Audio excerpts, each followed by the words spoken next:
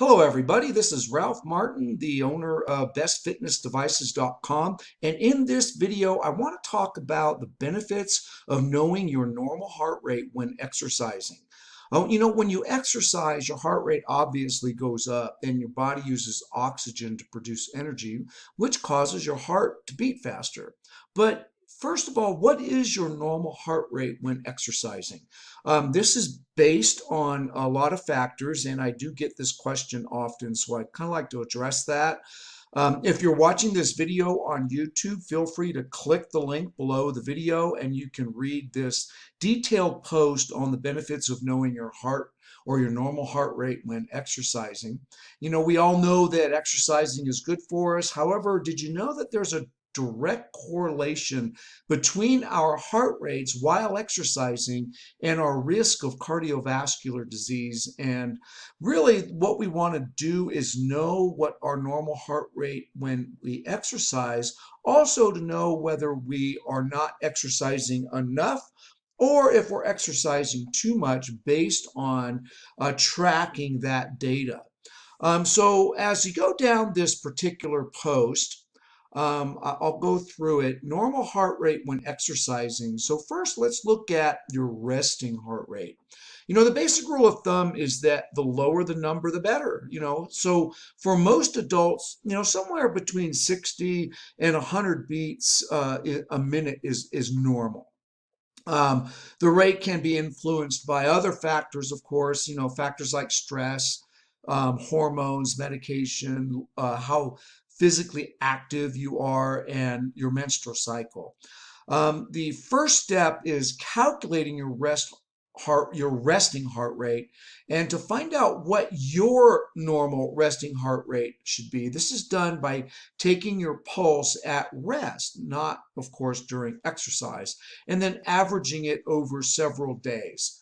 So really, in order to understand your normal heart rate during exercise, you need to know and understand how two other numbers work as well. And these numbers include your maximum heart rate by age and your target heart rate zones. And your target heart rate zones are based on your maximum heart rate by age. So these two metrics are very important to determine your normal heart rate during exercise. And I'm going to show you a really good chart that was developed by the American Heart Association to show you exactly how you find that out. The reason you need to understand these numbers is because your normal heart rate during exercise falls into two general categories. One is your target heart rate during moderate intensity activities, and the other is your target heart rate during more vigorous activity levels.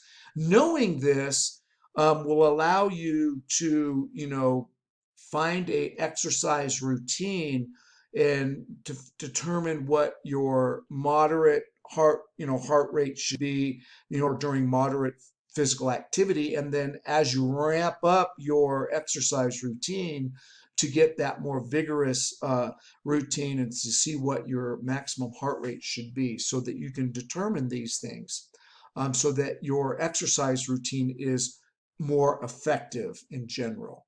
That's our goal. So your target heart rate during moderate exercise, what I'm going to do is I want to show you a target heart rate zone based on the American Heart Association. And so what I'm going to do is click on a link that's provided in this post, and you can look at it. Go to the American Heart Rate. It's called www.heart.org, and this is the American Heart Association's official website. So on this website, yeah, little pop-up blocker there. If you scroll down, there is a really cool chart that I use when I exercise, and this is based on your age, obviously, your maximum heart rate to figure out your what is known as a target heart rate zone, which is where you want to be during exercise. So what this table shows you is what your average maximum heart rate is at 100% based on your age. So for example, if you're 30 years old, your average maximum heart rate is 190 beats per minute. Um, so your target heart rate zone, which is about 50 to 85% of that maximum, if you're 30 years old, that would be 95 to 162 beats per minute.